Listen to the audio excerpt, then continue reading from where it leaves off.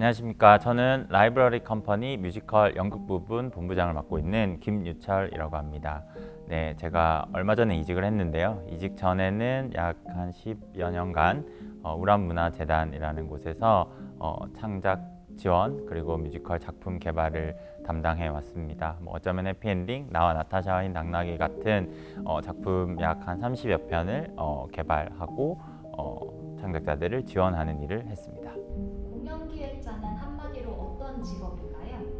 네, 사실 공연 기획자라고 말씀하신 거 그 자체가 사실 직업이겠는데요. 공연 기획자, 프로듀서 그런 어떤 명칭을 떠나서 저는 저만의 방식으로 생각해 본다면 우리 모두가 꿈꾸는 어떤 무언가를 어떤 극장, 무대라는 공간에 정말 실현되고 구현될 수 있도록 그 모든 것들을 함께 만들어가고 상상해가는 어떤 그런 직업이 아닌가. 네, 그럼 공연 기획자를 선택한 계기는 무엇일까요? 선택했다기보다는 정말 제 생각과는 다르게 우연찮게 고등학교 때 연극 동아리 들어가면서 약간 지금까지 꽂혀 있는 약간 그런 상황이고요. 네, 모든 부모님들이 그러시겠지만 힘든 직업이다라는 생각에 당연히 저희 부모님도 반대하셨고요. 하지만 그렇게 해서 그냥 일반 대학을 진학을 했다가 운명이었는지 또 대학교에 가서도 공연 연극 동아리를 들어가게 됐고요. 들어갔더니 생각보다 긴 역사를 가진 58년, 제가 58기였으니까 역사를 가진 전통 있는 연극 동아리였습니다. 그래서 거기서 되게 재밌게 대학생활을 보냈고요. 결국 그 이후에도 타협하는 시간을 가졌지만 그 시간을 거쳐 지금 여기에 와 있지 않나. 그럼 공연 기획자로서 처음 기획하고 제작했던 작품은 무엇일까요? 사실 그 공연을 처음 시작하면 사실 제가 모든 걸 책임지고 기획하고 제작하는 일은 좀 시간이 흐르고 할 수 있는 일인 것 같고요. 제가 처음으로 뮤지컬 연극 쪽에서 일을 하게 된 건 뮤지컬 조로라는 작품의 컴퍼니 매니저를 하면서인데요. 그 작품이 지금은 너무나도 많은 분들이 아시는 뮤지컬 전용 극장 블루스케어의 개관작이었고요.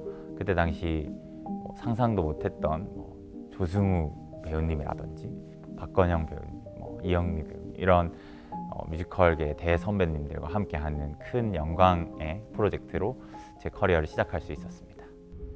네, 그럼 뮤지컬 조로에서 가장 기억에 남는 에피소드가 있을까요? 사실 너무 많고요. 재밌는 기억도 있고 조금 유쾌하지 않은 기억도 있지만 재밌는 기억들이 제일 많은 것 같아요. 그 중에 아까 제가 앞서 조승우 배우님과 함께 했다고 하니 물론 조승우 배우님 선배님은 지금 기억을 못하고 계실 수도 있지만 제가 처음 들어가서 연습실에서 1대1로 인사한 날 저한테 갑자기 강호영 닮았네요 이러시는 거예요. 그래서 강호영? 강호영이 누구죠? 라는 마음을 가지고 있었어요. 근데 생각해 보니 강호영을 닮았다는 그 말을 듣고 이제 제가 누구 말씀하시는 거죠? 라는 표정으로 쳐다보고 있었더니 이제 아니 영화배우 송강호 몰라요? 그래서 알죠 알죠. 근데 사실 제가 대학 동아리 다닐 때 살찐 송강호라는 별명이 좀 있었거든요. 그런 일들이 있었고요.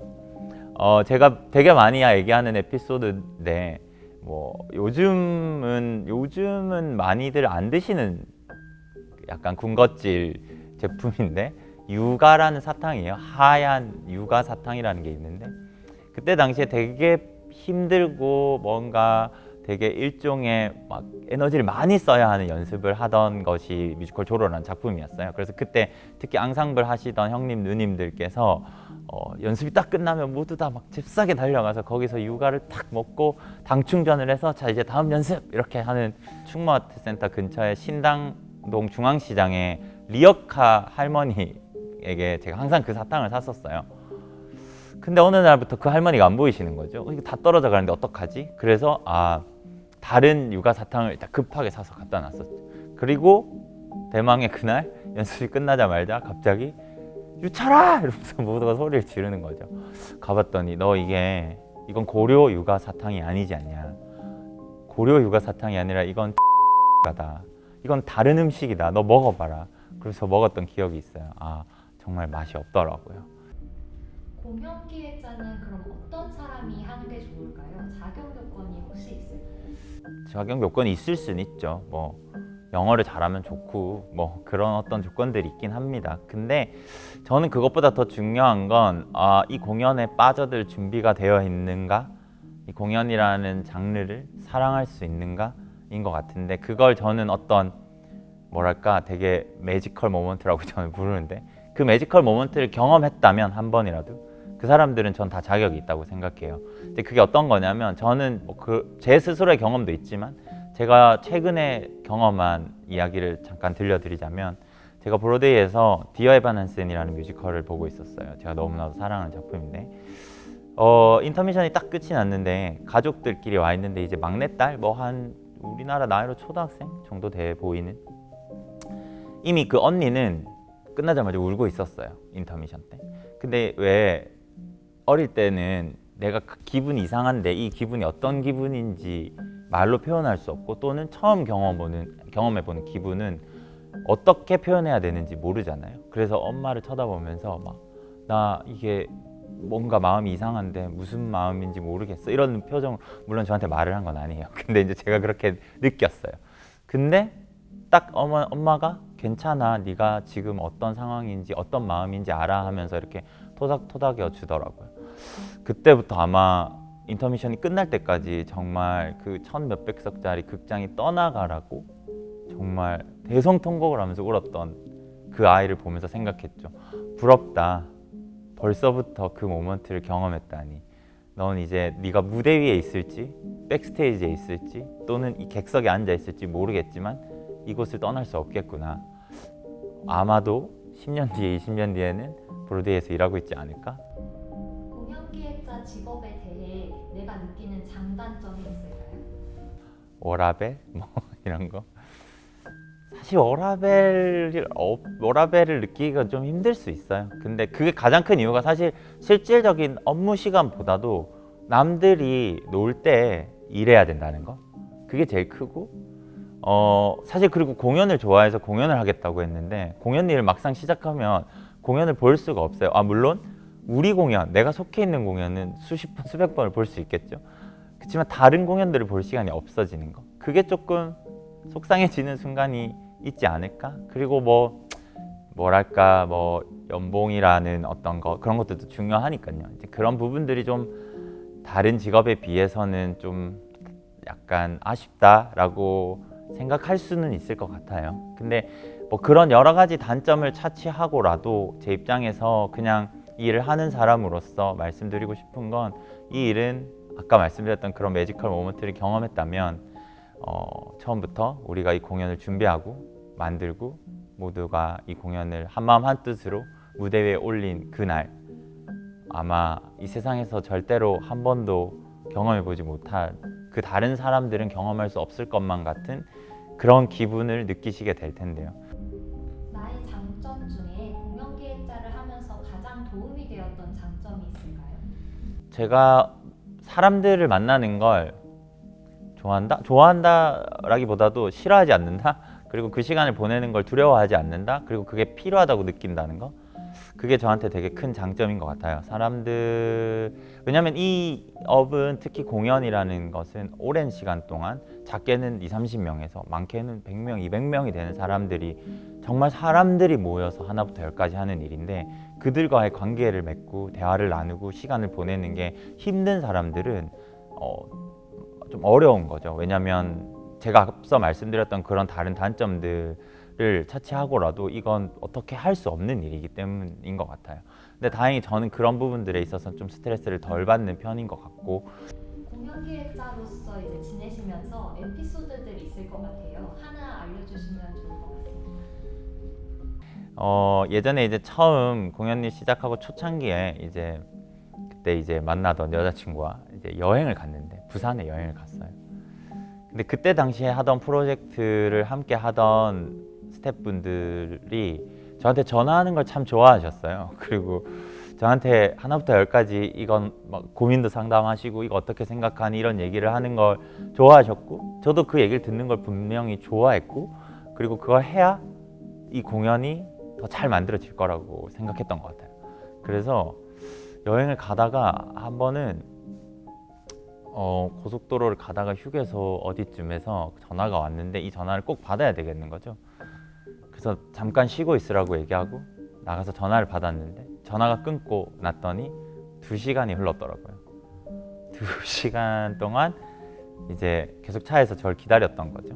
뭐 사실 근데 거기서 끝난 게 아니라 정말 부산까지 가서 뭐 어떤 모 공원에 가서 같이 돌아다니는데 그때 또 전화가 왔어요. 그래서 그때 찍은 사진을 보면 전화기를 내리고 찍은 사진이 없어요. 그러니까 네, 계속 전화기를 이렇게 전 들고 있고 셀카를 찍으면 이렇게 같이 거기를 쳐다보고 있었던 그런 사진들이 있어요. 근데 지금 생각해 보면 그때로 돌아가면 다시 그렇게 할 것 같기도 한데 그때는 정말 안 받으면 안 된다라고밖에 생각 안 했던 것 같아요.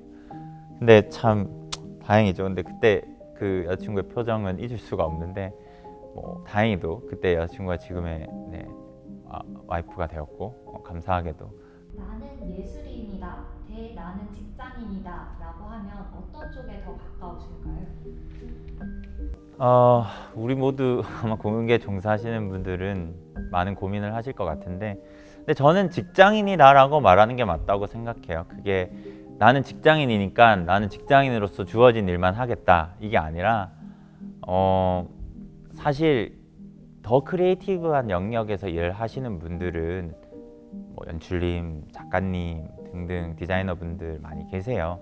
그분들이 조금 더 예술적인 고민에 치중하신다고 하면 그 예술적인 고민에 치중되어 있는 분들이 어떤 정확한 시스템과 어떤 정확한 단계와 수순을 밟아서 우리의 예술적인 모든 아이디어들이 잘 융합되어 무대에 올라갈 수 있게 하는 일을 하는 사람이 저거든요.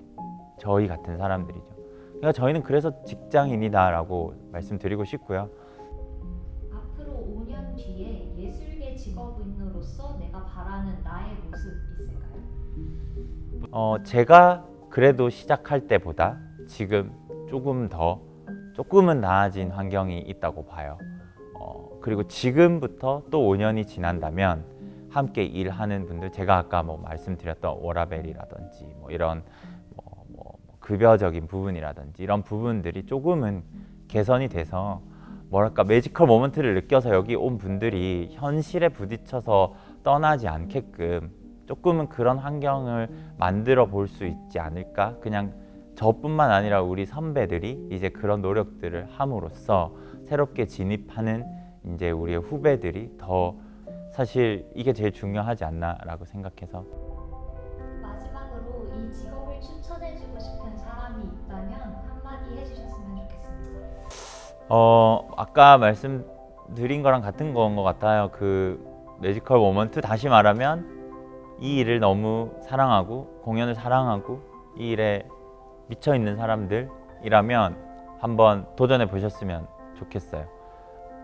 이 일을 조금 더 직업이라고 바라보는 어떤 시선들이 좀 생겨난 것 같아요. 그게 맞는 말이지만 뭐랄까 다른 일이랑은 좀 다른 개념이거든요. 그래서 뭐랄까 그런 현실적인 조건들, 상황들에 뭐 부딪혀 보기 전에 그것 때문에 포기하시기보다는 한번 경험해 보시고 이 일의 매력을 느껴 보시고 그리고 선택하셔도 되지 않을까라는 생각을 해봅니다.